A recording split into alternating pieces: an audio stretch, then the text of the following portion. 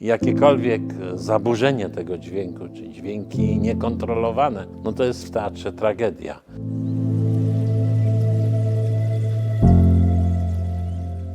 Mamy znakomitą akustykę dzięki Rockfon Mono Acoustic, który powoduje, że i publiczność, to znaczy wszystkie imprezy, działania artystyczne, które się tu odbywają i działania pozaartystyczne mają taki komfort akustyczny, ale to, co jest również chyba bardzo istotne dla nas jako ludzi teatru, to, że i technologia, to wszystko ma znaczenie, tak? To znaczy, że pracownicy teatru widzą, zauważają, mają większy komfort pracy.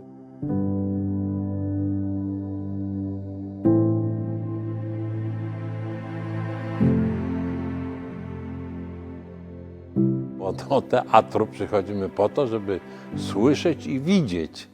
I kwestia słuchu czy dźwięku w teatrze jest niezwykle ważna.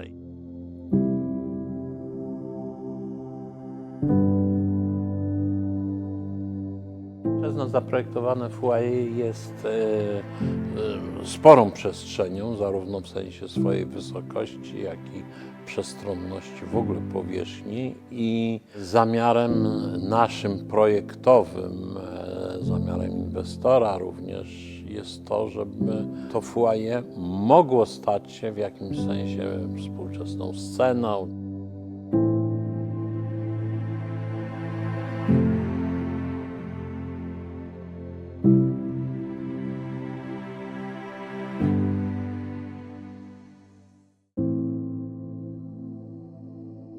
Zdecydowanie polecałbym materiał Rockfona Mono Acoustic w projektowaniu takich i podobnych przestrzeni, gdzie akustyka jest istotna, gdzie są problemy z dźwiękiem.